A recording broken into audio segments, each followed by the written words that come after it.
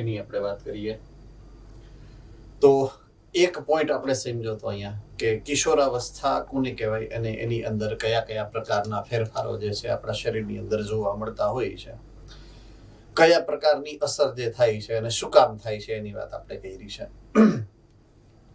Again એ વાતને થોડી revise કરીએ તો કિશોરાવસ્થા દરમિયાન આપણા શરીરની અંદર જે જાતીય અંતઃસ્ત્રાવો ઉત્પન્ન થાય છે, જાતીય અંતઃસ્ત્રાવોની અસર હેઠળ તમારા શરીરમાં બે પ્રકારની અસર જે થતી હોય છે. એમાંથી પહેલી અસર છે એ છે શારીરિક જે વૃદ્ધિની પ્રક્રિયા ઉપર થતી અસર, જેમાં નર અને માદા બંનેની અંદર વિશિષ્ટ પ્રકારના આંતરિક ફેરફારોની અંદર તમારા શરીરને ખાસ કરીને લિંગી પ્રજનન માટે સક્ષમ અને સક્રિય કરવા માટે જરૂરી ફેરફાર થતા હોય છે, જેને આપણે કહીએ છીએ દ્વિતીય જાતીય લક્ષણોનો વિકાસ.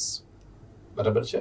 તો આ પહેલી જે ઘટનાક્રમ આપણા શરીરની અંદર બનતી હોય છે કિશોરાવસ્થા દરમિયાન.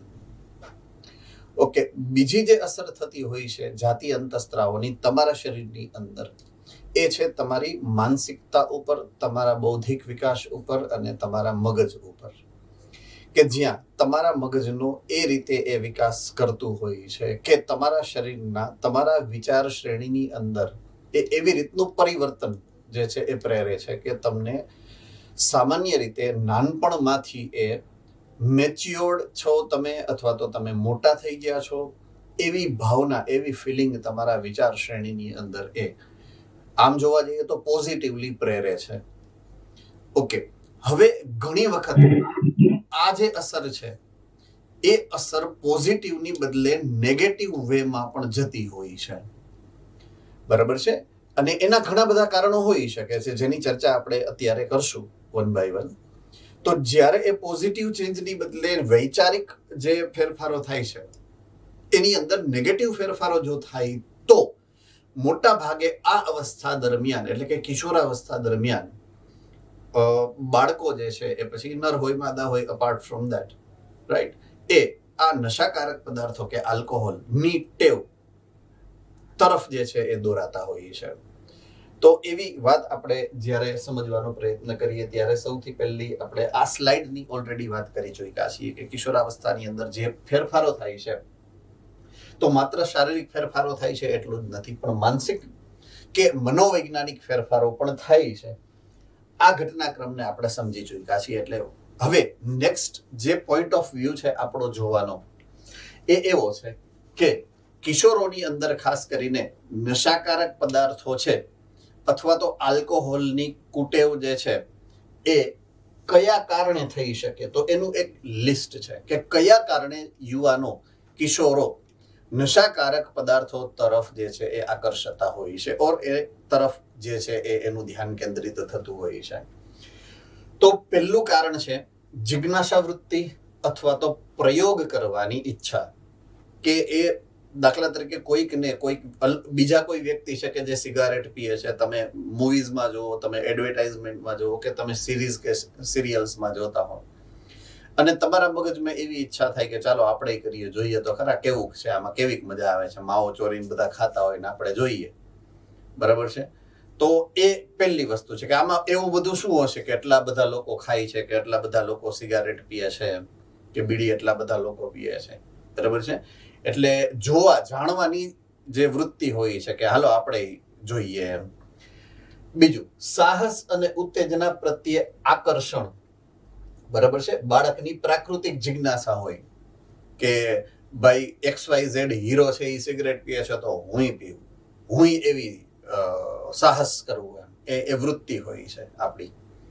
તો એ બીજું મનોવૈજ્ઞાનિક કારણ બની શકે છે. ત્રીજું, નશાકારક પદાર્થો અને આલ્કોહોલના પ્રભાવને ફાયદાના સ્વરૂપમાં જોવા. સે ફોર એક્ઝામ્પલ, આપણે કોઈ એવા વ્યક્તિ કે જે આપણને બહુ ગમતા હોય, આપણા આઈડલ હોય, સે ફોર એક્ઝામ્પલ શાહરુખ ખાનને લઈ લો, he is a chain smoker, સતત સિગરેટ પીએ છે.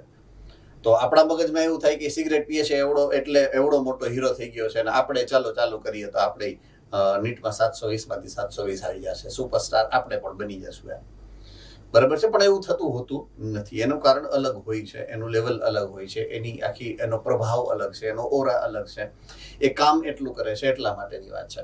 પણ આપણે ઊંધું લઈએ છીએ કે આ સિગરેટ પીએ છે એટલે થયું છે, પણ એવું હોતું નથી.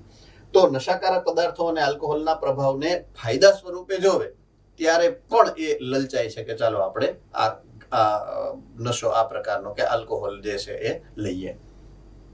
ઓકે, હવે અમુક વખતે જે સૌથી વધારે અસર કરતું હોય છે, આ ચોથું કારણ છે કે તરુણો સમસ્યાથી બચવા, આપણને કોઈ પ્રોબ્લેમ હોય, આપણને કોઈ ટેન્શન હોય, આપણને કોઈ તણાવ છે, આપણી સાથે કોઈની માથાકૂટ છે, તો એ ભૂલવા માટે, એનાથી ભાગવા માટે, એવા પ્રોબ્લેમને અવોઇડ કરવા માટે જ્યારે આપણે નશાકારક પદાર્થોને ટેકો લઈએ, બરાબર છે, તો એ one of the most important reason છે, one of the most common reason છે કે જેનો સમાજમાં અત્યારે વ્યાપ દિન બદિન વધતો જાય છે. શું કામ? કારણ કે અત્યારના સમયમાં તમે જુઓ તો તમે જે પરિસ્થિતિમાંથી અત્યારે પસાર થાવ છો, ખાસ બરાબર છે, કે એક તમારું એકેડેમિક્સમાંથી બીજો કોઈ પ્રોબ્લેમ નથી. Academics is not a problem, પણ કોમ્પિટિશન પ્રોબ્લેમ છે. કે દાખલા તરીકે લિમિટેડ સીટ છે ગવર્મેન્ટની, એમાં તમારે મેડિકલમાં પ્રવેશ લેવો છે, તો એના માટે એક ટોટલ મેમથ એટલે કે બહુ મોટો સ્કોર જોઈએ છે તમારે. એ સ્કોરમાં આવવા માટે તમારે કેમિસ્ટ્રી, ફિઝિક્સ કે બાયોલોજીની અંદર એક સૌથી મોટી સમસ્યા એ છે કે વધારેમાં વધારે માર્ક્સ કવર કરવા પડે. એના માટે તમે મહેનત કરો છો, એના માટે તમે સમજો છો, એના માટે તમે યાદ રાખો છો, એના માટે તમે લખો છો, એના માટે તમે ટેસ્ટ આપો છો, પણ ટેસ્ટમાં ભૂલાઈ જાય છે. બરાબર છે, થાય છે, બધા સાથે થાય છે, આપણી સાથે પણ થાય છે, રાઈટ? એટલે એવું થઈ શકે. હવે પોઈન્ટ ક્યાં આવશે? જ્યારે તમે આટલું કર્યા પછી તમારો એક્સપેક્ટેડ સ્કોર આવતો નથી, તો ત્યારે તમારે જવાબ કોને દેવા પડે? એક તો તમારી જાતને તમારે જવાબ દેવો પડે કે આટલું વાંચ્યું તો એટલા માર્ક્સ નો આવ્યા, કે જેટલા ઓલી બાજુવાળા કે બાજુવાળીને આવ્યા. એટલે એ ચાઈ કરીને તમને દેખાડાવે, જોયું મારે આટલા આવ્યા, તારે કેટલા આવ્યા, એટલે આપણે શરમજનક સ્થિતિમાં મુકાઈએ. બરાબર? આ પહેલી વસ્તુ થાય, જે તમારી કે મારી સાથે થઈ ગયેલી ઘટનાઓ છે, આજે હું અત્યારે તમને એક્સપ્લેન કરું છું. બીજું, તમારા ટીચર પૂછશે કે બેટા કેટલા આવ્યા, એટલે આપણે કહેવું પડે, ખોટું તો બોલી ના શકીએ. બરાબર છે, એટલે એના હિસાબે ઈ પછી આપણને સલાહ આપે જે આપણને ગમતી નથી. મે બી એવું નથી કહેતો, હું તો પાકિસ્તાન વાળાની વાત કરું છું, તમારી નહીં. બરાબર છે, તો એ કદાચ બોધરેશન હોય, આપણને ટેન્શન હોય, આપણને એવું લાગે કે સરખી જશે તો. અને સૌથી મોટી સમસ્યા આપણી છે આપણા મા બાપ, કે એ જે પૂછશે ત્યારે આપણે જવાબ આપવો પડશે, શું કામ ઓછા માર્ક્સ આવ્યા છે. અને ઘણીવાર એવું હોય કે મા બાપ પણ જેને કહેવાય ને ખીજવાળી પ્રકૃતિના હોય, રાઈટ? એટલે ખીજાતા હોય ઘરેથી, કેમ આટલા ઓછા માર્ક્સ આવ્યા, આટલી ફી ભરીએ છીએ, આમ કરીએ છીએ, તેમ કરીએ છીએ. સો એ એક પ્રેશર હોય. હવે એ જ્યારે આટલા બધા પ્રેશરની વચ્ચે તમે કામ કરતા હો, તમે કરો છો એવું નથી કહેતો, પણ કરતા હો તો તમારી જે આ પ્રેશર સહન ન કરી શકવાની જે ક્ષમતા છે એ તમને દોરી જાય છે આ નશાકારક પદાર્થો તરફ. સેમ વસ્તુ અહીંયા લખી છે કે તરુણો ભણતરમાં અને પરીક્ષામાં ઉત્કૃષ્ટતા ન બતાવી શકતા તણાવ અને દબાણ હેઠળ આ નશાકારક પદાર્થોનો ઉપયોગ કરી શકવા માટે પ્રેરાય છે. બરાબર છે. નેક્સ્ટ, મેં કીધું એ પ્રમાણે ટેલિવિઝન છે, મૂવીઝ એટલે કે ચલચિત્રો છે, પછી છાપા છે, સમાચાર પત્રો કે ઇન્ટરનેટ જેવા માધ્યમોથી, બરાબર છે, KGF ના રોકીભાઈ જ્યારે સિગરેટ પીતા બહાર નીકળે એટલે આપણને એમ થાય કે આપણે રોકીભાઈ થઈ જઈએ તો મજા આવશે એમ. બરાબર છે, આપણે રોલો નાખીએ એમ. But it is not for us. એને એના પૈસા મળે છે ને આપણા જાય છે. બરાબર છે, આપણે એ કરવામાં પૈસા જાય છે અને એને એ કરવાના પૈસા મળે છે એવું આપણે સમજવું પડે. સાચી જિંદગીમાં એ નોય કદાચ પીતા હોય ઘરે, બરાબર છે, એના ઘરે એને સિગરેટ પીવાની આદત ના પણ હોય, આપણને તો ખબર જ નથી. કદાચ એના ઘરે એવા કઈ હિંસક પ્રયોગો ન કરતા હોય કે એની સોસાયટીમાં જ્યારે જાય ત્યારે બધાને મારતા ન હોય. એ દેખાવ છે. એ મૂવી, સિગરેટ એ બધી એકબીજાની જરૂરિયાત છે એટલે એમાં એ કરતા હોય, રાઈટ? એટલે આપણે એને જોઈને શીખવું એવું જરૂરી હોતું નથી, પણ મોટા ભાગના યુવાનો શીખતા હોય છે, જે એક પ્રોબ્લેમ છે. બરાબર છે. છેલ્લું, કુટુંબકીય અસ્થિરતા. કુટુંબની અંદર અસ્થિરતા હોય, એકબીજા ઝઘડા હોય, ભાઈઓમાં, ભાઈઓ બહેનોમાં, કે માતા પિતામાં, કે એકબીજાની સાથે જો કોઈ અણબનાવ છે અને ઘરની અંદર ઝઘડા થતા હોય, તમે જ્યારે ઘરે જાઓ ત્યારે ઝઘડો થતો હોય અને તમારે જે વાંચવાનો યોગ્ય સમય જોઈએ એ કદાચ ના મળતો હોય, બરાબર છે, એકબીજાના ને સહારો આપવાનો અભાવ હોય કે જ્યારે તમારે જરૂરિયાત છે, ઓછા માર્ક્સ આવ્યા છે, તમારા મા બાપને તમે કહો કે આ વખતે માર્ક્સ ઓછા આવ્યા, તો એમ કહે કે બેટા ઇટ્સ ઓકે, બીજી ટેસ્ટમાં આવી જાય એવું કરજો. એની બદલે તમને ગચકાવવા માંડે જેમ ફાવે એમ કે ભાઈ આમ ને તેમ ને. તો જ્યાં તમારે સહારાની જરૂર છે અહીંયા સહારો મળે એનાથી ઊંધું થયું, બરાબર છે. એટલે તમને ન ગમે, એ સ્વાભાવિક છે, કોઈને ના ગમે, મને પણ ના ગમે, રાઈટ. તો સમવયસ્કોના દબાણ, સમવયસ્કોનું દબાણ એટલે મેં તમને કીધું એમ કે તમને દાખલા તરીકે ગ્રુપ છે 5 વ્યક્તિનું જે સાથે વાંચતા હોય, બરાબર છે, તમને એકને ઓછા માર્ક્સ આવ્યા ને ઓલા 4 તમારી મસ્તી કરે, તો એ સમવયસ્કોનું દબાણ થઈ ગયું કે જોયું બધાની કેપેસિટી થોડી હોય કાંઈ એમ કરી અને તમને સંભળાવે. એની બદલે હકીકતમાં એવું થતું હોય કે આપણે જ્યારે એક સાથે વાંચતા હોઈએ, એકબીજા સાથે નોલેજ શેર કરતા હોઈએ છીએ, ત્યારે હકીકતમાં એકબીજાનો સહારો બનવાનું હોય છે કે ઓહો તારે ક્યાં માર્ક્સ કપાણા, બોલ જોઈ તારી પેપર લાવ જોઈ, પેપરમાં જોવાનું, ઓકે આ નથી, કાંઈ વાંધો નહીં, અમે તમને કરાવી દઈએ. તો ચારે મળીને 5મા વ્યક્તિને એ પોઈન્ટ્સ ક્લિયર કરાવી દેવાના, એ ડાઉટ્સ ક્લિયર કરાવી દેવાના હોય, એ જે કોન્સેપ્ટ છે એ શીખડાવી દેવાનો હોય. સો એના માટે થઈ અને એ વ્યવસ્થા બનેલી છે હકીકતમાં, બરાબર છે. તો આ બધા અલગ અલગ કારણો છે કે જેને કારણે આ કિશોરોમાં નશાકારક પદાર્થો કે આલ્કોહોલની કુટેવ જે છે એ પડતી હોય છે સામાન્ય રીતે, રાઈટ. ઓકે, નેક્સ્ટ સ્લાઇડ ની અંદર લખેલું છે વ્યસન કોને કહેવાય, બરાબર છે. તો હેડિંગ છે આપણું બંધાણી અને પરાધીનતા. બંધાણી એટલે વ્યસન હોવું, જેને વ્યસન છે એને આપણે કહીએ છીએ બંધાણી. કોઈને સિગરેટનું વ્યસન હોય તો સિગરેટનો બંધાણી કહેવાય, કોઈને દારૂનું વ્યસન હોય તો દારૂનું એ બંધાણી છે એવું આપણે કરતા હોઈએ છીએ. તો આ વ્યસનને વ્યાખ્યાયિત કર્યું છે જેની હકીકતમાં આપણે જાણીએ છીએ વ્યસન કોને કહેવાય, પણ છતાં ટેકનિકલ શબ્દોની અંદર એને મઠાયેલું છે કે વ્યસન મનોવૈજ્ઞાનિક જોડાણની ચોક્કસ અસર દર્શાવે છે. મનોવૈજ્ઞાનિક કે જે પદાર્થનું એને વ્યસન છે કે બંધાણ છે, બરાબર છે, તો એ માનસિક રીતે એની સાથે જોડાયેલો છે જે તે વ્યક્તિ. જેમ કે એક ઉલ્લાસની અનુભૂતિ અને ખુશ રહેવાની ક્ષણિક લાગણીઓને કારણે વ્યક્તિ કેફી પદાર્થ કે આલ્કોહોલ સાથે સંકળાય છે. કે જ્યારે એને સિગરેટ મળે છે, જ્યારે એને માવો મળે છે, જ્યારે એને દારૂ મળે છે, જ્યારે એને ડ્રગ મળે છે, તો એને મજા આવે છે, એને શરીરથી મજા આવે છે, એને મનથી મજા આવે છે, એને દિમાગથી CNS એનું મગજ સરસ કામ કરવા માંડે જ્યારે એને મળે છે. પણ એ લાંબી અસર ન હોય, જ્યાં સુધી એની અસર હોય ત્યાં સુધી હોય, પછી તો પાછું નોર્મલ સ્ટેટમાં આવી જ જવાનું છે. પણ એ જે ક્ષણિક અસર છે એ ક્ષણિક અસર માટે થઈ અને એ વ્યક્તિ એ તરફ આકર્ષાતો હોય છે, જેથી વ્યક્તિ જ્યારે એની જરૂરિયાત હોતી નથી કે તેનો ઉપયોગ સ્વયં વિનાશ પ્રેરે છે તેમ જાણતા હોવા છતાં તેનો ઉપયોગ કરે છે. એને ખબર જ છે કે જ્યારે આપણે સિગરેટ પીએ છીએ તો કેન્સર થઈ શકવાની શક્યતામાં અનેક ગણો વધારો થાય છે, બરાબર છે. એને ખબર જ છે કે હું પાન ફાંકી કે માવો ખાઈશ તો મારા શરીરમાં દાંતને નુકસાન થવાનું છે, જડબાને નુકસાન થવાનું છે, મોઢું ખુલવાનું બંધ થવાનું છે, એ બધી ખબર છે એને. ઘણાયના મોઢા ખુલતા જ નથી છતાં એ ખાય છે પાછા, એને ખબર જ છે નુકસાન થવાનું છે. પણ એ જે ખાતી વખતે એનો જે ક્ષણિક આનંદ છે, એ સમયનો જે આનંદ છે, એના માટે થઈ અને એ પ્રેરાય છે કે નુકસાન જાણતા હોવા છતાં પણ પ્રેરાય છે, બરાબર છે. કેફી પદાર્થોનો વારંવાર ઉપયોગ કરવાથી હવે ખાસ મુદ્દો સમજવાનો છે કે વ્યસન અથવા તો બંધાણ કઈ રીતે બને.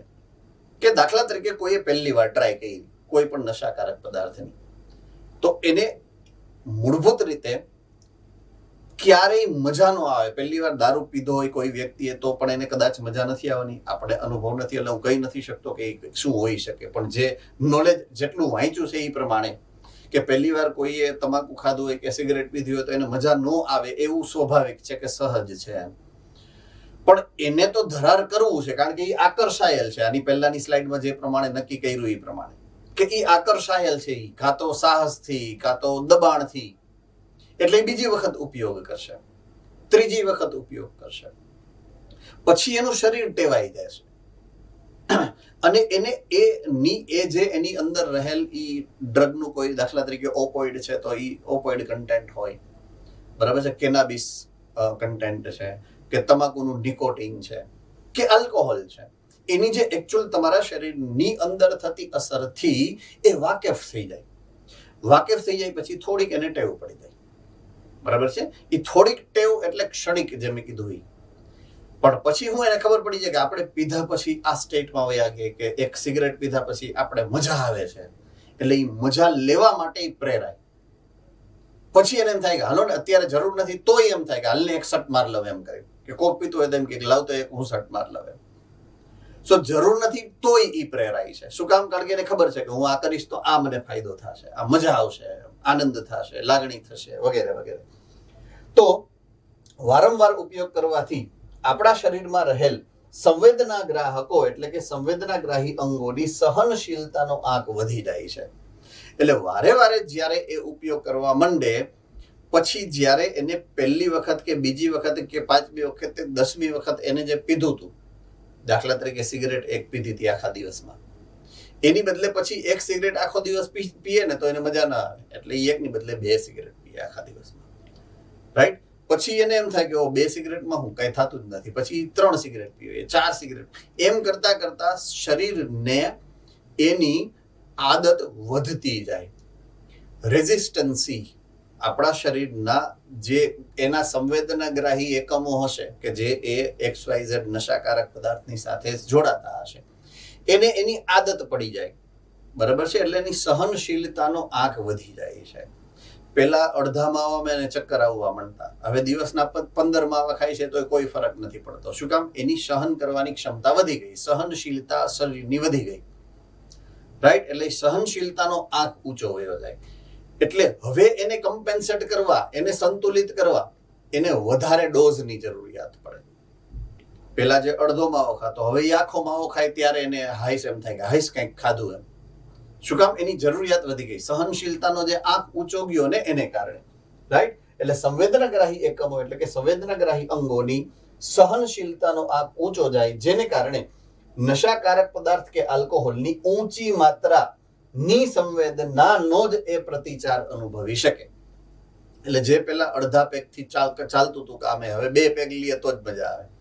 પેલા અડધા પેગમાં ડમરી થઈ જતા, હવે 3 પેગે ડમરી થાય.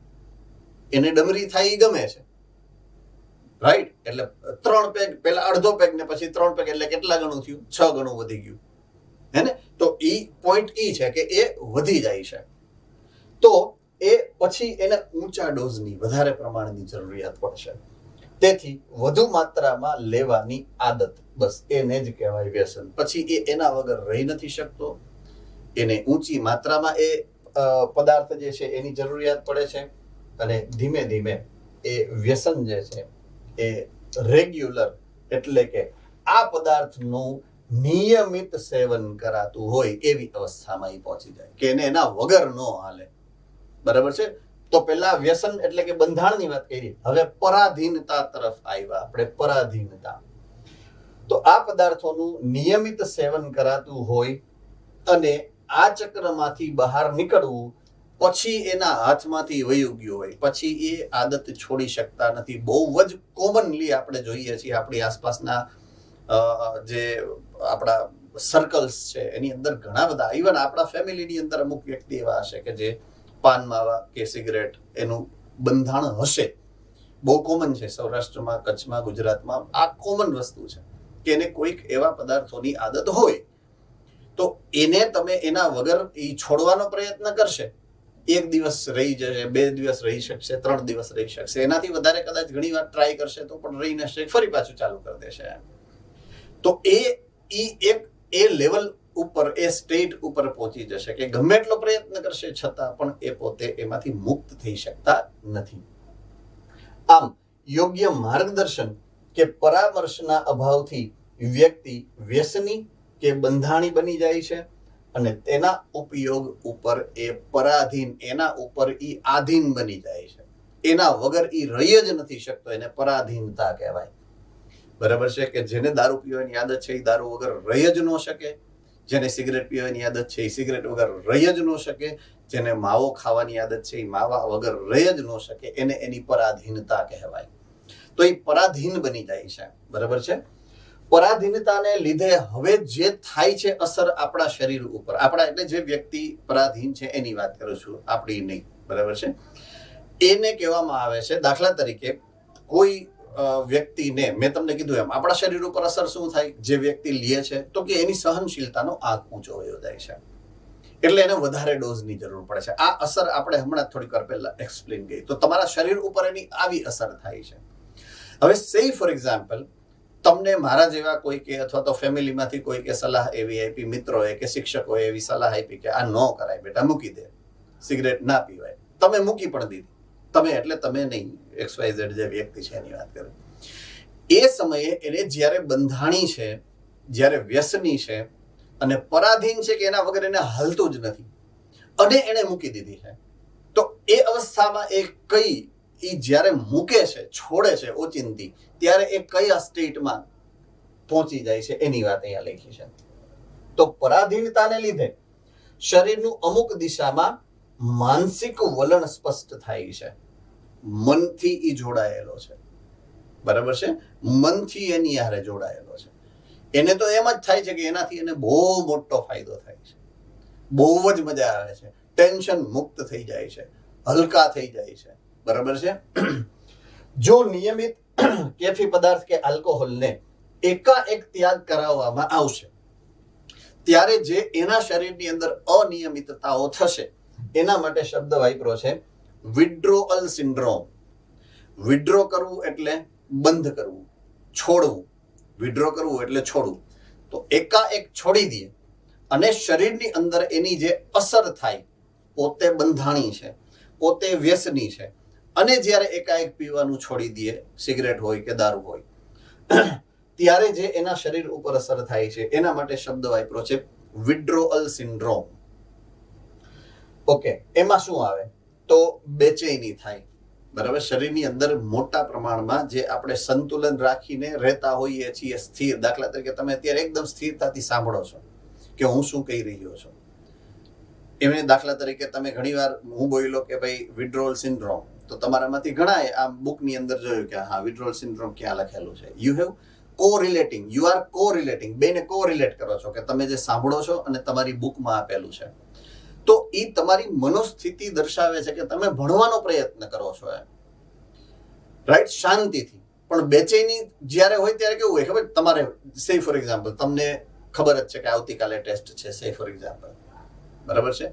અને તમને વાંચવાની અંદર કોઈ રીતે કંઈક પહોંચાણું નથી, કોઈ એક પોઈન્ટ કે આ એક પોઈન્ટ કે આ બે પોઈન્ટ છે એ વાંચવાના રહી ગયા છે, અને જ્યારે પેપર આપવાની ઓલી શરૂઆત થતી હોય એટલે તમારા મગજમાં જે બેચેની હોય, શું હોય ખબર છે? કે આમાંથી પ્રશ્ન આવ્યા હશે કે નહીં આવ્યા હોય. એ બેચેનીની અવસ્થા છે. બરાબર છે? તો આવી બેચેની, એને બેચેની શેની છે કે મને મળવું જોઈએ પણ મળતું નથી. એને ફૂલ ઈચ્છા છે સિગરેટ પીવાની, પણ એને છોડી દીધી છે, એટલે એ બેચેન થઈ જશે. એના વગર એ રહી નથી શકતો ને, પરાધીન છે એ. રાઈટ? બીજું, કંપારી, શરીર ધ્રુજવા માંડશે એનું, કારણ કે એની આદત પડી ગઈ છે, એના વગર એ રહી નથી શકતા. ઉબકા અને પરસેવો નીકળવો એ એના સામાન્ય લક્ષણો છે 4. પહેલું બેચેની, બીજું કંપારી આવવી, ત્રીજું ઉલટી ઉબકા થવા, અને ચોથું પસીનો નીકળવો. તો આ એના સામાન્ય લક્ષણો છે. બરાબર છે? હવે એને કારણે એ શું કરે કે ફટાફટ દોડી અને ગમે ત્યાંથી સિગરેટ ગોતી અને પાછી પીવાની શરૂ કરે. તો જ્યારે ફરીથી તેનો ઉપયોગ થાય ત્યારે આનાથી રાહત મળે, એટલે એ પ્રેરાય છે કે હાલો ને, આના કરતા આવું સહન કરવું એના કરતા તો સિગરેટ પીવામાં શું વાંધો છે, એમ કરીને ફરીથી શરૂ કરે. કેટલાક કિસ્સાઓમાં વિડ્રોઅલ સિન્ડ્રોમ ગંભીર પણ બને છે અને જીવન માટે જોખમી પણ બનતું હોય છે, જેથી વ્યક્તિને ડોક્ટરી સારવાર આપવાની આવશ્યકતા પણ ઊભી થઈ શકતી હોય છે. પરવશતાને કારણે, પરવશતા એટલે પરાધીનતા નો બીજો શબ્દ છે પરવશતા. બરાબર છે? તો પરવશતાને કારણે દર્દી પોતાની જરૂરિયાત પૂરી કરવા માટે, જરૂરી ધનરાશિ પ્રાપ્ત કરવા માટે સામાજિક માપદંડોને પણ દાવમાં લગાડી શકે છે. હવે દાખલા તરીકે દારૂ કે સિગરેટ કે ડ્રગ્સ લેવાના પૈસા ખૂટી ગયા, એના જે પોકેટ મની આપ્યું હોય પપ્પાએ મમ્મીએ જે પણ, એ ખૂટી ગયું. પછી શું કરવાનું? તો પછી બૂચ મારવાનું, ચોરી કરવાનું, કોકને મારવાના, લઈ લેવાનું વગેરે સામાજિક માપદંડોને ભૂલે છે અને ઘણી વખત અનેક સામાજિક વ્યવસ્થાપનની મુશ્કેલી સર્જાય છે જે તે વ્યક્તિને, બરાબર છે. પછી હિંસા ઉપર આવે ને પછી પોલીસ કેસ થાય ને પછી કોક મારે ને આવા ઘણા બધા સામાજિક પ્રશ્નોનો એ ભોગ બનતો હોય છે. અલ્ટિમેટલી કાં તો હિંસક પ્રવૃત્તિ તરફ જાય ઓર એલ્સ ગુનાહિત જે એનું જે ઇતિહાસ નહોતો, સામાન્ય માણસ હતો એની બદલે ગુનાહિત વ્યક્તિમાં એ રૂપાંતરિત થઈ શકે.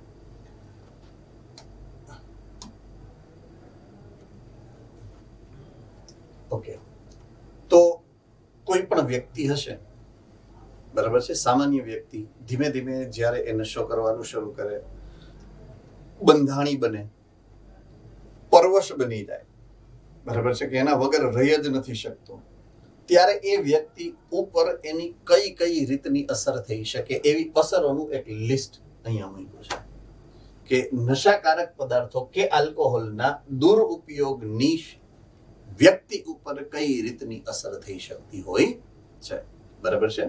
આ બધી અસરોને આપણે સમજવાની છે અને યાદ રાખવાની છે કે ભૂલથી નહીં ક્યારેય ટ્રાય નથી કરવાનું. આ બધું એ નુકસાનકારક જ છે, બરાબર છે. તો વ્યક્તિમાં સૌથી પહેલા તો અવિચારી વર્તણૂક, વિધ્વંસ, જંગલીપણું કે હિંસક વૃત્તિ જે છે એ ડેવલપ થતી હોય છે, બરાબર છે. અવિચારી વર્તણૂક એટલે દારૂ પીધા પછી કોને ખબર પડે કે હું શું કરું છું, રાઈટ? અવિચારી વર્તણૂક હોય. વિધ્વંસ એટલે જે હાથમાં આવે એનો ઘા કરે, તોડી નાખે, ફોડી નાખે, એને વિધ્વંસ કહી રહ્યો, નાશ. જંગલીપણું અને હિંસા, એકબીજાને મારવા માંડે, ગાળો દેવા માંડે વગેરે જેવી પ્રવૃત્તિઓ.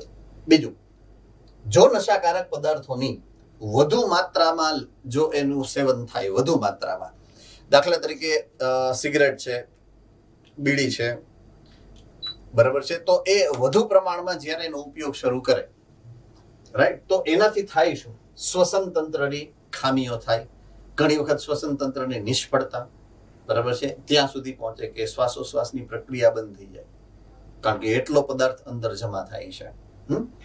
હૃદયની નિષ્ફળતા, તો જ્યારે આપણા શરીરની અંદર કોરોનરી હાર્ટ ડિસીઝ એવું આવ્યું હતું આગળ, કે એની અસર ખાસ કરીને ડ્રગ્સની અંદર આવ્યું હતું, રાઈટ, તો એ કોરોનરી જે હૃદય ધમની છે, હૃદય ધમની ઉપર અસર કરે છે, એનું બ્લોકેજ પ્રેરે છે, રાઈટ. તો એવી અસર થાય તો હૃદય નિષ્ફળ થઈ જાય. અથવા તો મગજની અંદર રક્તસ્રાવ, મગજ એ તો હોય તોની જ વાત છે, એટલે બહુ ચિંતા બધાએ ન કરવી એની, બરાબર છે, બધા માટે નથી લાગુ પડતું, આ હોય એના માટે જ લાગુ પડે. હેમરેજ આપણે કહીએ ને દેશી ભાષામાં, હેમરેજ ઈયા, બરાબર છે. સેરિબ્રલ હિમોરેજ, હિમોરેજ ટેકનિકલ વર્ડ છે અને એને આપણે સામાન્ય ભાષામાં હેમરેજ કહીએ. તો આ ત્રણ મુખ્ય અસર છે કે જે નશાકારક પદાર્થોની આપણા શરીર ઉપર પડતી હોય છે. નશાકારક પદાર્થોનું સંયોજન કે આલ્કોહોલ સાથે તેમનું સેવન વધુ માત્રામાં આવી અસર પ્રેરે, અને ક્યારેક જો એની અસર એટલી બધી વધી જાય, બહુ વધારે તમે ડ્રગ્સ ને દારૂ ભેગા કરીને જ્યારે એનું સેવન કરવામાં આવે રેગ્યુલર, નિયમિત અને વધુ પ્રમાણમાં, તો ઇટ લીડ્સ ટુ ડેથ, છેલ્લે મૃત્યુ સુધી એ સંભાવના હોય છે. એટલે ખાલી આ ત્રણ જ નહીં, એનાથી વધે ત્યારે છેલ્લે મૃત્યુ સુધી પહોંચતો હોય છે વ્યક્તિ. ઓકે, ચેતાતંત્ર અને યકૃત વધુ પડતા વ્યસનથી એના સિરોસિસ નામનું યકૃતની અંદર રોગ થાય, બરાબર છે. ચેતાતંત્રની અંદર ખામી શું થાય? સંવેદના ઘટી જાય. ચેતાતંત્રની સંવેદનાગ્રાહી જે પ્રણાલી છે એની ઉપર એની અસર થાય, એટલે તમારા શરીરની અંદર સંવેદનાના વહનની ઉપર અસર થાય. યકૃતની ઉપર પણ એની અસર થાય, સિરોસિસ એટલે કે એની અંદર ફેટ એટલે મેદપેશીને ભરાવો થાય અને યકૃત પોતાનું મૂળ કાર્ય ભૂલી અને બીજા કામમાં વળગી જાય. માનસિક તણાવ કે બળવાખોરી ઉપર વ્યક્તિ આવી જાય અને પરિવાર અને મિત્રો સાથેના સંબંધો છે એની ઉપર પણ મોટી અસર એની થતી હોય છે. તો નેચરલી એ જ્યારે વર્તણૂકની રીતે જોઈએ અને વર્તણૂક બગડે તો પરિવાર કાંઈ થોડો એને બહુ સારી રીતના બોલાવશે. જ્યારે એ એમ કે દારૂ પીને ઘરે જાય તો કોઈ વધાવે થોડા કે વાહ વાહ મારો દીકરો બહુ મોટું કામ કરીને આવ્યો હોય, બરાબર છે. આને પોખો અને આને જમાડો ને એવું તો ન કરે. દંડાવાળી બાપા કરે, બરાબર છે. બાપાને જયારે ખબર પડે કે આ સિગરેટ પીવાનું શરૂ કર્યું તો એ કઈ થોડો એમ કે વાહ વાલે 1000 રૂપિયા હું ખુશ થયો તારી ઉપર, બરાબર. આખા ખાનદાનમાં કોઈ દી કોઈ નથી પીધી, તે પહેલી વાર પીધી, એમ મને ગર્વ છે તારી ઉપર, એવું તો ન થાય ને, રાઈટ? એટલે અલ્ટિમેટલી સંબંધો બગડશે, ફેમિલી હારે બગડશે, અને મિત્રો હારે પછી ક્યારેક એવું મિસબિહેવ કરો એટલે મિત્રતા તૂટી જાય, રાઈટ? ઓકે. માનસિક તણાવ કે બળવાખોરી, જેથી પરિવાર અને મિત્રો સાથે બગડે સંબંધ. છેલ્લું, નશાકારક પદાર્થો કે આલ્કોહોલ ખરીદવા પૈસા ન મળે તો ચોરી કરવા માટે પ્રેરાય. બંધાણી, ડ્રગ્સને અંતઃશિરા દ્વારા જ્યારે નીડલ કે સિરિંજની મદદથી એકમાંથી બીજામાં, બીજામાંથી ત્રીજામાં સિરિંજમાંથી લેતા હોય એટલે એઇડ્સ કે હિપેટાઇટિસ બી જેવી જે ચેપી રોગોની સમસ્યા સર્જાવાનું પ્રમાણ પણ વધી શકે છે, શક્યતા વધી શકે છે, બરાબર છે. એટલે આટલી શક્યતાઓ એવી છે અસર કે જે નશાકારક પદાર્થો કે આલ્કોહોલ એના દુરુપયોગને કારણે વ્યક્તિમાં જોવા મળી શકતી હોય છે. મળી શકતી હોય છે એવું હું બોલું છું. મળે જ એ કોઈ વ્યક્તિગત રીતે દરેક વ્યક્તિની હેલ્થ ઉપર ડિપેન્ડન્ટ હોય છે. ઘણા આખી જિંદગી સિગરેટ પીએ તો કાંઈ ફરક નથી પડતો, અને ઘણાને 2 સિગરેટમાં કેન્સર થઈ જાય. એટલે એ વ્યક્તિગત અસર છે. એટલે આપણે પ્રેરણા નથી લેવાની કે આપણે સારું જ હશે, એમ ભગવાનની દયા આવી છે, આપણે તમ તારે કરો ચાલુ, એમ એના માટે નથી, બરાબર. પણ વ્યક્તિગત રીતે દરેકની હેલ્થ, દરેકની સિસ્ટમ, દરેકની પ્રણાલી, દરેકની તાસીર એકબીજાથી અલગ હોય છે. એટલે આ અસરોમાંથી અમુક અસર અમુક વ્યક્તિને જોવા મળે, અમુક અસર બીજી વ્યક્તિને જોવા મળે, ઘણામાં બધી અસર જોવા મળે, ઘણામાં એક પણ અસર જોવા ન મળે. It is depending on personal health, બરાબર છે.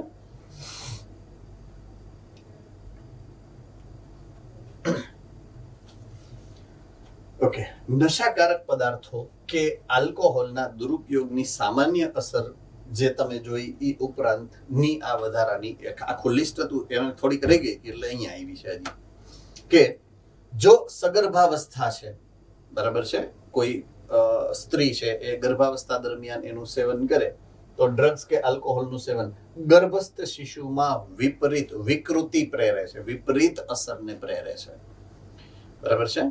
બીજું, જાતીય આવેગમાં ઘટાડો થાય, એટલે સેક્સ્યુઅલ ડિઝાયર છે એ ઘટી જાય છે. નરની અંદર શુક્રકોષના ઉત્પાદનમાં ઘટાડો થાય છે. માદામાં એની જે મેન્સ્ટ્રુઅલ સાયકલ છે, ઋતુચક્ર છે, એની અંદર ડિસ્ટર્બન્સ આવવાની શક્યતાઓ વધી જાય છે, બરાબર છે.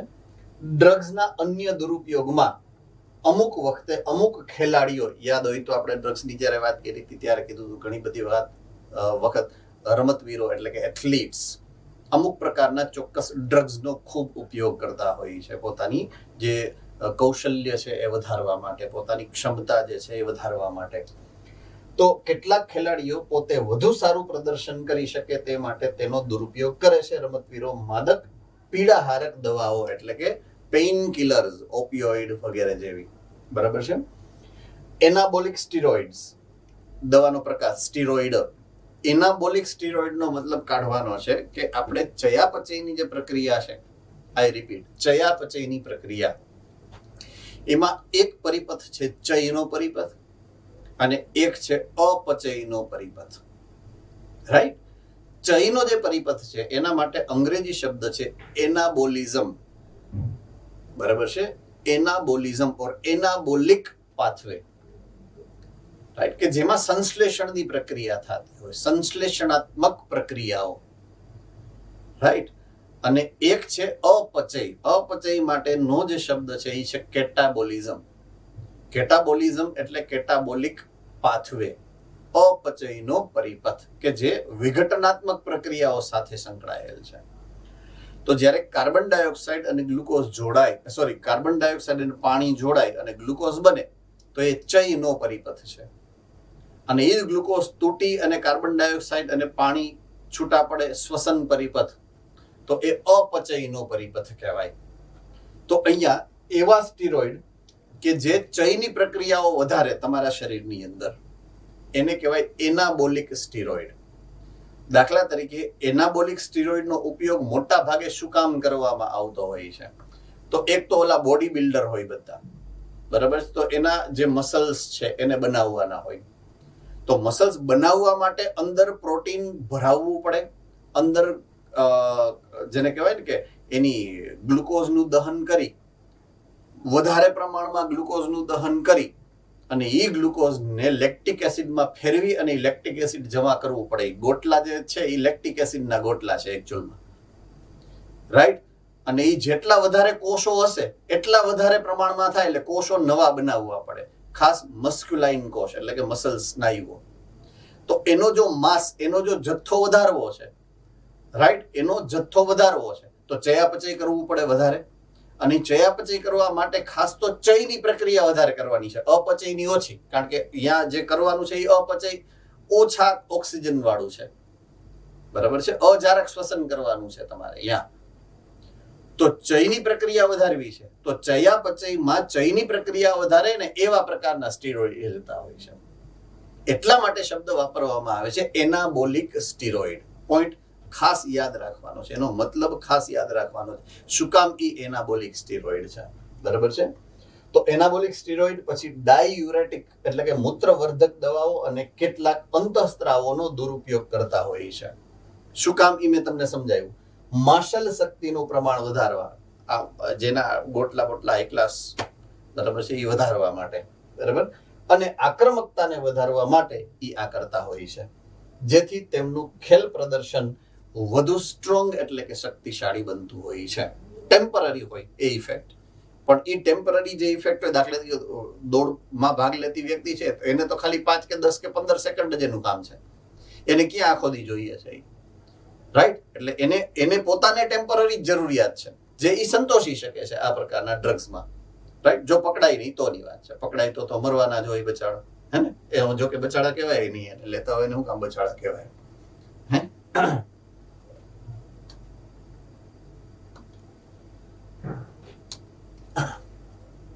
ઓલરાઈટ. યુવાનો, ખાસ કરીને તમારા સમૂહના જે સભ્યો છે એની વાત કરીએ. યુવાનો, કિશોરો, પ્રજનન વયજૂથ, કાં તો પ્રજનન વયજૂથ તરફ જતા અથવા તો ઓલરેડી પ્રવેશી ચૂકેલા છે એવા. તો યુવાનોમાં ડ્રગ્સ ને આલ્કોહોલની કુટેવના ચેતવણી ભર્યા સામાન્ય લક્ષણો. ચેતવણી ભર્યા સામાન્ય લક્ષણો એટલે ખાસ સમજવાનું કે એ હજી શરૂઆતના લક્ષણો છે. એને જે તે વ્યક્તિએ આ કુટેવની શરૂઆત કરી હોય, ખાસ સમજજો, આ કુટેવની શરૂઆત કરી હોય તો એને જોવા મળતા લક્ષણો કયા કયા છે, જેથી તમે ઓળખી શકો એના લક્ષણો ઉપરથી કે હા આ ધંધો કરવાનો શરૂ કર્યો હોવો જોઈએ. પછી તમારે જાસૂસી કરવાની કે આ કયા ગલે જાય છે, એના અંદાજ લગાવવો પડે. તો એવા લક્ષણોની વાત છે. પહેલું, એના શૈક્ષણિક કાર્યસિદ્ધિ ઉપર એની સીધી જ અસર થાય. રિઝલ્ટ ઉપર માર્ક ઘટવા માંડે એટલે ખબર પડે આ કડે સૈડું છે આ ગાડવાનું, ક્યાંય ગમે આડાવડું, બરાબર છે. બીજું, કોઈ કારણ હોય કે ન હોય, સ્કૂલે કે ટ્યુશનમાં કે કોચિંગમાં એની રેગ્યુલર ઇરેગ્યુલારિટી થઈ જાય, એટલે વારે વારે ગેરહાજર રહેવાની શરૂઆત કરે, રાઈટ. બીજું, વ્યક્તિગત સ્વચ્છતાની રુચિ રીએ નહીં એની, ગમે એવા કપડા પહેરેલા હોય, માથું બાથું ઓળાવવાનું બંધ કરી દે બાપુ, એવું કરે, એટલે સમજી લેવાનું કે આ ગમે આડાવડો ગોઠવાણો છે જાણે, બરાબર છે. એના ઉપરથી અંદાજ લગાવવાનો શરૂ કરવાનો તમારે કે આવું ક્યાંય આપણા ભાઈબંધ દોસ્તાર મિત્ર વર્તુળમાં ક્યાંય થતું નથી ને. વિડ્રોલ સિન્ડ્રોમની વાત કરી હતી, બેચેની, ઉલટી, માથું દુખવું, ઉબકા ખાવા, એના ઉપરથી અંદાજ કદાચ આવી જાય. એકલતા, એને એકલું રહેવું ગમે, પેલા ગ્રુપનો લાડલો હોય, ચારે બાજુ ગમે એને ગાડીમાં બેહાડીને ફરવાની જગ્યા આ લાલી કે સાપી આવી એમ કરીને, પણ પછી એકલો જ રહીએ, કોઈ બોલાવે તો વડચકા ભરે, બરાબર છે, એકલો રહેવાનું પસંદ કરે, તો ઈ એકલતા એને ગમવા માંડે. પછી નેક્સ્ટ, સતત પ્રેશર મારીએ, માનસિક તણાવ, થાક, આક્રમકતા અને બળવાખોરી. આ એના ટૂંકમાં નોર્મલ બિહેવ જે કરતી વ્યક્તિ એબનોર્મલ બિહેવ કરવા માંડે એટલે આપણે સમજી જવાનું કે આની ગાડી ક્યાંક પાટેથી ઉતરી છે. તો આ શરૂઆતના સામાન્ય લક્ષણો છે કે જેને કારણે આપણને ચેતવણી મળી જવી જોઈએ કે આ ભાઈ, આ બેન એમાં કંઈક નક્કી ગોઠવાયેલું છે, આ બેન કે આ ભાઈ ક્યાંક કોઈક આડા અવડા રવાડે ચડેલા હોવા જોઈએ, બરાબર છે. તો એની આ વાત કરી છે અહીંયા.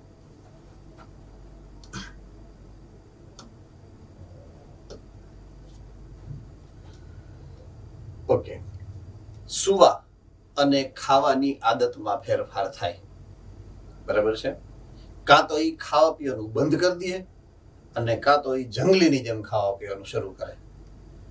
નોર્મલ 2 રોટલી ખાતા હોય તો કાં તો હાવ અડધી રોટલી ઉપર આવી જાય, કાં તો 5 રોટલી ઉપર આવી જાય, બરાબર છે. સુવા ગમે ત્યારે સુઈ જાય, ગમે ત્યારે જાગે. સુવાની અને ખાવા પીવાની આદતમાં ફેરફાર થાય. વજન અને ભૂખમાં વધ ઘટ, મેં કીધું એમ વધે ખરા, ઘટે પણ. વ્યક્તિગત રીતે આ બધું લાક્ષણિક રીતે અલગ અલગ હોય છે.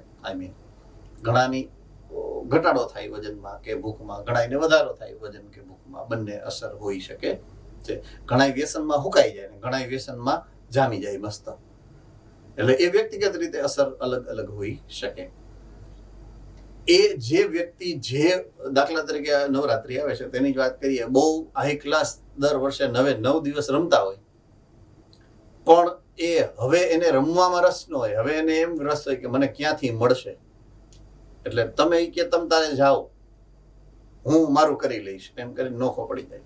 એને એના પોતાના શોખમાં રસ ન પડે, એને જે વસ્તુ ગમતી હોય એ વસ્તુ એનાથી એ દૂર થઈ જાય, બરાબર છે. પરિવાર અને મિત્રો સાથે સંબંધો બગાડી નાખે છેલ્લે, અલ્ટિમેટલી આના માટે થઈને, રાઈટ. એટલે આ બધી ચેતવણી ભર્યા સામાન્ય લક્ષણોની યાદી છે કે જેને કારણે તમને શંકા જવી જોઈએ ટૂંકમાં કે આ જે તે વ્યક્તિ છે એ નક્કી ક્યાંક કોઈક વ્યસન સાથે સંકળાઈ શકેલો હોવો જોઈએ, બરાબર છે. ઓકે, આપણે વાત કરી હતી એનાબોલિક સ્ટીરોઇડની, રાઈટ. તો એનાબોલિક સ્ટીરોઇડનો મતલબ મેં જે સમજાવ્યું છે કોને યાદ છે? Anabolic steroid, yes, Modasa centre.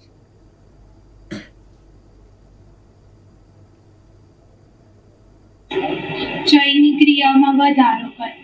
Yes, ચયના પરિપથની અંદર એટલે કે સંશ્લેષણાત્મક જે પરિપથ છે એની અંદર વધારો પ્રેરતા સ્ટીરોઇડ, બરાબર, મોટા ભાગે અંતઃસ્ત્રાવી હોય છે. સ્ટીરોઇડ અંતઃસ્ત્રાવો આપણા શરીરમાં જે ઉત્પન્ન થતા હોય એને આર્ટિફિશિયલ એટલે કે સિન્થેટિક સંશ્લેષિત સ્ટીરોઇડ જે છે એ દવા તરીકે લઈએ, ઇન્જેક્શન દ્વારા ડાયરેક્ટ શરીરમાં જે છે ઇન્સર્ટ કરતા હોય છે, રાઈટ. તો પુરુષની અંદર જ્યારે કોઈ એથ્લીટ છે, જ્યારે કોઈ વ્યક્તિ છે, નોન એથ્લીટ હોય કે એથ્લીટ હોય, એનાથી કોઈ દાખલા તરીકે બોડી બિલ્ડર છે, તો આ બધા લોકો એવા છે કે જે આ એનાબોલિક સ્ટીરોઇડ જે છે એ મોટા પ્રમાણમાં લેતા હોય. તો ન લેતા હોય તો કોઈ એવું નથી, લેતા હોય તોની વાત છે. તો એ પુરુષોની અંદર એનાબોલિક સ્ટીરોઇડની ઉપયોગ જે છે એની અસર શું થઈ શકે?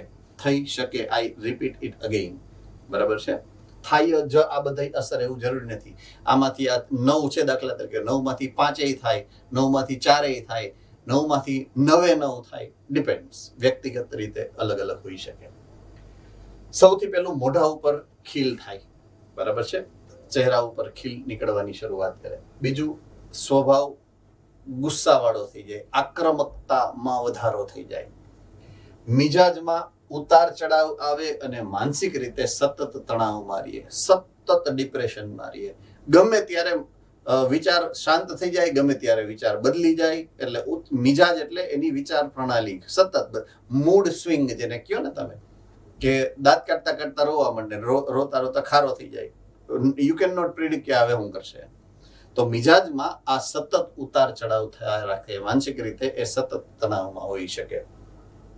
નરની અંદર એટલે કે પુરુષની અંદર શુક્રપિંડના કદમાં ઘટાડો થાય. હમણાં આની પહેલા જ જે વાત કરી હતી એ આ હતી કે શુક્રકોષના ઉત્પાદનમાં ઘટાડો થાય. શું કામ? કારણ કે શુક્રપિંડના કદમાં ઘટાડો થયો છે એટલા માટે, બરાબર છે. મૂત્રપિંડ એટલે કે કિડની, યકૃત એટલે કે લીવર, એની કાર્યદક્ષતામાં, એની જે વર્કિંગ કેપેસિટી છે એમાં ઘટાડો થાય.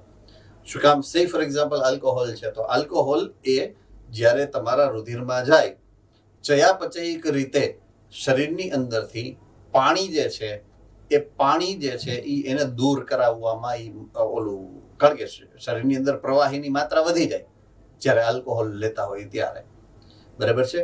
આલ્કોહોલ જનરલી લેતા હોય તો કઈ રીતના લેતા હોય? કાં તો પાણીની અંદર મિક્સ કરીને પીએ, ઓર એલ્સ એને થમ્સઅપ કે એવી કોઈ સ્ટ્રોંગ કોલ્ડ ડ્રિંક છે એની અંદર નાખીને પીવે. તો નેચરલી તમારો પાણીનો ઇન્ટેક વધી જાય. પાણીનો ઇન્ટેક વધી જાય એટલે શરીરમાં પ્રેશર કોની ઉપર પડશે? મૂત્રપિંડની ઉપર, બરાબર. એને ફિલ્ટર કરવાની ક્રિયાવિધિ વધી જાય. તો જે મૂત્રપિંડને જે મૂત્ર નિર્માણની સામાન્ય પ્રક્રિયામાંથી પસાર થવું છે આમાંથી જ નવરું ન થાય. બરાબર છે. એટલે કાર્યદક્ષામાં એની પોતાની જે મૂળભૂત પ્રકૃતિ છે, મૂળ કાર્ય છે, એ કરી શકવાનો સમય મળતો નથી. સામે યકૃતની અંદર ઓલો સિરોસિસ નામનો રોગ થાય. હમણાં જ આવ્યું હતું આની પહેલાની સ્લાઇડમાં, 2 સ્લાઇડ પહેલા. તો યકૃતમાં લીવરની અંદર ફેટ સેલ્સ એટલે કે મેદકોષો ભરાતા જાય, ફેટી લીવર બનાય. એને સામાન્ય રીતે ફેટી લીવર કહેવાય. બરાબર છે. તો ફેટી લીવર થઈ જાય છે. રાઈટ. ઓકે. છાતીના ભાગમાં વધારો થાય છે. સ્તન ગ્રંથિ જે છે એ મોટી થવા માંડે, કારણ કે ત્યાં પણ ફેટ ડિપોઝિશન થાય પુરુષોની અંદર. અપરિપક્વતાએ વાળ જે છે એ ખરી જાય છે. અને છેલ્લું, પ્રોસ્ટેટ ગ્રંથિ મોટી બને. નરપ્રજનન તંત્રની અંદર તમે પ્રોસ્ટેટ ગ્રંથિની વાત સમજ્યા હશો. તો પ્રોસ્ટેટ ગ્રંથિ જે છે એ એની સાઇઝ જે છે એ સામાન્ય કરતા વધી જતી હોય છે. આ પ્રોસ્ટેટ ગ્રંથિની વાત કરી છે. તો નોર્મલી અવળી હોય, પણ એ બંધાણી વ્યક્તિની અસર જે છે એની અસર હેઠળ એ આ રીતે થતી હોય છે, બલ્જિંગ થાય, મોટું થઈ જાય. બરાબર છે. તો નરની અંદર એનાબોલિક સ્ટીરોઇડના ઉપયોગથી આટલી વિપરીત અસર આવતી હોઈ શકે છે.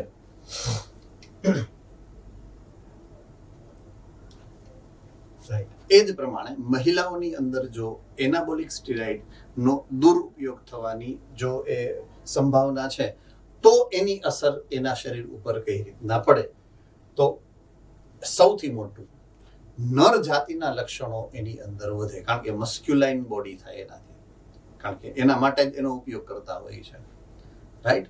એટલે શરીરની અંદર સ્નાયુઓનું ગઠન વધે. સ્નાયુઓનું ગઠન વધે એટલે બોડી મસ્ક્યુલાઇન થઈ જાય, સ્નાયુમય થઈ જાય, સ્નાયુલ બોડી થઈ જાય શરીર. એટલે એ નરપણાનું લક્ષણ છે. બરાબર છે. એટલે નર જાતિના લક્ષણોમાં એનાબોલિક સ્ટીરોઇડને કારણે માદા શરીરની અંદર નર જાતિના લક્ષણોનું પ્રમાણ વધે. બીજું, એની સામાન્ય અસર છે આક્રમકતામાં વધારો થવો, બીકોઝ સીધી અસર એની તમારી વિચાર શ્રેણી, તમારી વિચારને બદલે છે. બરાબર છે. ત્રીજું, સેમ મિજાજમાં ઉતાર ચઢાવ, ગમે ત્યારે મૂડ સ્વિંગ થઈ શકે, અને માનસિક તણાવ, સતત માનસિક રીતે એ તણાવમાં રહેતા હોય છે. ઓકે. ચહેરા અને શરીર ઉપર રૂંવાટી વધે છે. અગેન મેલનેસ અથવા તો નર જાતિના લક્ષણોની વાત છે. બરાબર છે.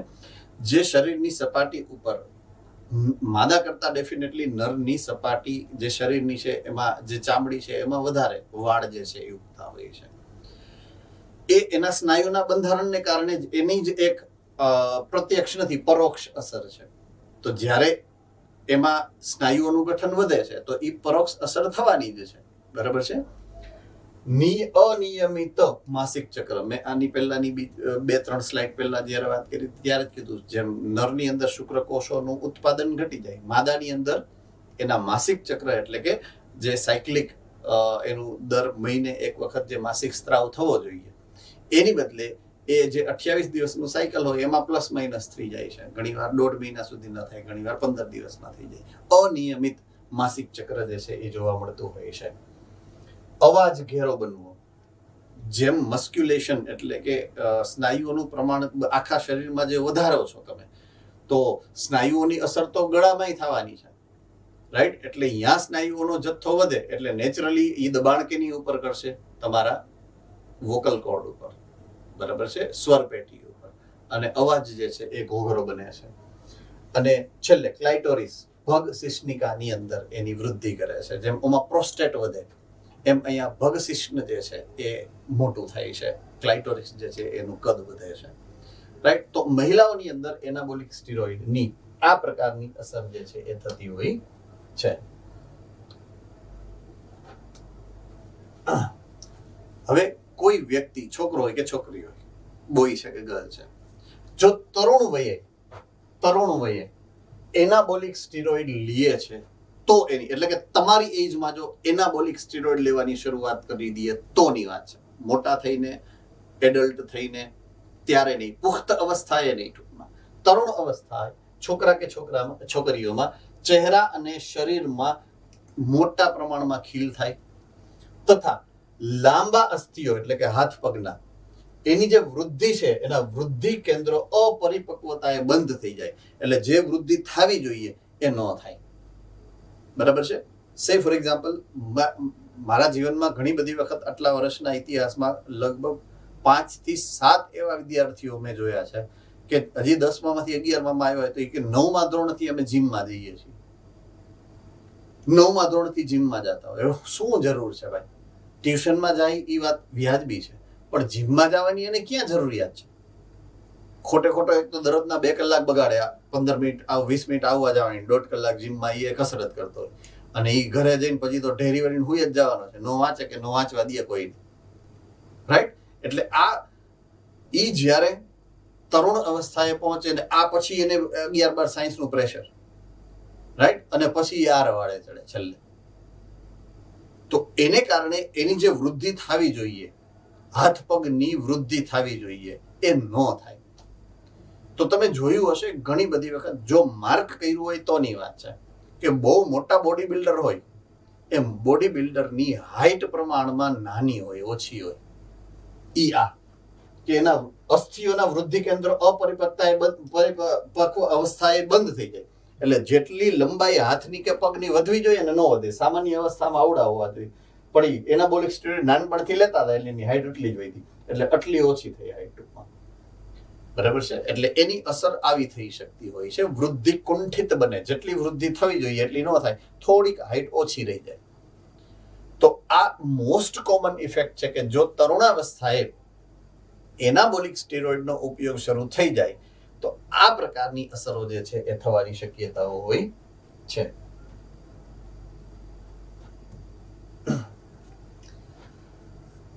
અટકાવ અને નિયંત્રણ.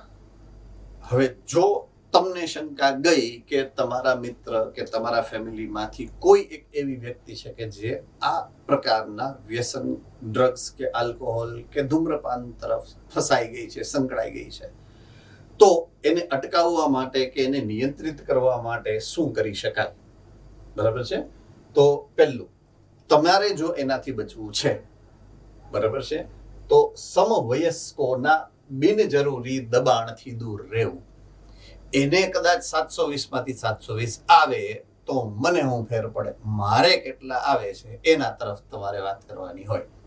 કે મને 450 આવ્યા તો હવે 450 માંથી મારે 500 એ કેમ પહોંચવું? તમારું પ્લાનિંગ તમારે જોવાનું હોય, બાજુવાળાનું નહીં. એટલે સમવયસ્કોના દબાણથી, એટલે કે ખાસ બિનજરૂરી દબાણથી, કે જોયું મને મજા આવી ને આજે મારા ભાગ જો તારા હું જોયા એમ, એ તો ઇટ્સ ઓકે ભાઈ, તારા ભાઈ છે, મને હું વાંધો, રાઈટ? એટલે એવા દબાણથી હંમેશા દૂર રહેવું. બીજો ઓપ્શન છે શિક્ષણ અને પરામર્શ, કે અત્યારે જે તમે મેળવો છો એ આ બીજો ઓપ્શન છે.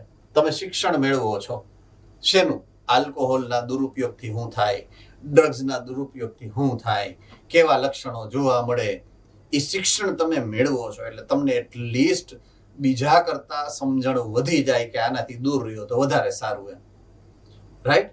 અને બીજું પરામર્શ. પરામર્શ એટલે ચર્ચા. જ્યાં આપણને સમજણ નથી પડતી, જ્યાં આપણને ખબર નથી પડતી, અહીંયા આપણે નોલેજ લેવા કોકને પૂછી લેવાય. બરાબર છે. દાખલા તરીકે કોઈ લોભ લાલચ આપતું હોય, કોઈ ટેન્શન આપતું હોય, કોઈ ધમકી આપતું હોય કે આ લે નહીં તો હું આમ કરી નાખીશ, તો કોકને કયો, મિત્રને કયો, તમારા ફ્રેન્ડ્સને કયો, તમારા ટીચર્સને કયો, તમારા ફેમિલી મેમ્બર્સને કયો કે આવું કરે છે. પરામર્શ કરો, ચર્ચા કરો, તો તમે બચી શકશો. ત્રીજું, માતા પિતા કે સમવયસ્કોની મદદ લેવી જોઈએ. મેં કીધું એમ કે જ્યારે પણ તમને એવું લાગે છે કોક ધમકાવે છે તમને કે આ પી નહીં તો દઉં, ઓર એલ્સ તમારો ફોટો પાડી લે અને પછી તમને બ્લેકમેઇલ કરે કે મેં તને ફલાણા વ્યક્તિની હારે જોઈ ગયો તો કે જોઈ ગઈ હતી, હાલ તું હવે આમ કર નહીં તો આમ કરી છે, તો કહી દેવાનું પપ્પાને કે ભાઈ મેં એવી રીતના આમ કર્યું હતું ને આ વ્યક્તિ મને આમ કરે છે. શિક્ષકોની મદદ લ્યો, મિત્રોની મદદ લ્યો. બરાબર છે. ભયજનક જે સંકેતો છે, હમણાં આપણે વાત કરી થોડાક વાર પહેલા, કે આપણે ખબર પડી જ જાય કે એનું વર્તન બદલી જાય, એ ભયજનક જે વર્તણૂક છે એ કરવા માંડે, ચોરી કરવા માંડે, પોતાના શોખથી એ અડગો થઈ જાય, ટૂંકમાં દૂર વયો જાય, એટલે તરત આપણને ખબર પડી જાય. તો એ ભયજનક સંકેતો તરફ આપણી દ્રષ્ટિ હોવી જોઈએ. તરત જ ખબર પડી જવી જોઈએ આપણને કે આ વ્યક્તિ જે છે એ આ દિશામાં જાય છે. ઓકે, વ્યાવસાયિક અને આરોગ્ય વિષયક સહાય લેવી. હવે કોઈ વ્યક્તિ સિરિયસલી સપડાઈ જ ગયો છે ને હવે એમ કહે છે કે મારે છૂટવું જ છે આમાંથી, ત્યારની વાત છે, તો ત્યારે ડોક્ટરની પાસે લઈ જઈ અને એનો યોગ્ય ઉપચાર થાય એવી વ્યવસ્થા જોવી પડે. ઓર એલ્સ મનોચિકિત્સક એટલે કે સાયકોલોજીકલ ટ્રીટમેન્ટ કરાવવી પડે. તો મનોવૈજ્ઞાનિક અને મનોચિકિત્સકની ઉપલબ્ધતા આપણે એને કરાવવી પડે વ્યસન છોડાવવા માટે, તેમજ તેના પુનરુત્થાન કાર્યક્રમ, રિહેબિલિએશન કહેવાય એને, રિહેબિલિએશન, પુનરુત્થાન, એવી જગ્યા હોય કે જ્યાં એને સતત એવા વાતાવરણ પ્રોવાઈડ કરવામાં આવે કે એ વ્યસનથી ધીમે ધીમે પ્રેક્ટિસ કરી અને દૂર થાય. બરાબર, શરૂઆતમાં એને દાખલા તરીકે 10 સિગરેટ પીવાની આદત હોય તો 9 પીવડાવે, 8 પીવડાવે, ધીમે ધીમે ધીમે દૂર કરે. એને એના નુકસાનકારક જે અસરો છે એ સમજાવે કે હકીકતમાં તને આમ થયું છે, સાયકોલોજીકલ ટ્રીટમેન્ટ આપે. આ બધી અસરોને કારણે જે તે વ્યક્તિ છે એ જે તે જગ્યાએ જઈ અને આ નશાકારક પદાર્થોથી દૂર રહેવામાં એની મદદ મળે. તો એ સેન્ટરને રિહેબિલિએશન સેન્ટર કહેવાય અને આ પ્રક્રિયાને રિહેબિલિએશનની પ્રક્રિયા કહેવાય, જેનું ગુજરાતી છે આ પુનરુત્થાન. એટલે જે નશાકારક આદતમાં એ સપડાઈ ગયો છે ત્યાંથી એને પાછો વાળવો. પુનરુત્થાનનો મતલબ એવો થાય, પાછો વાળવો. બરાબર છે?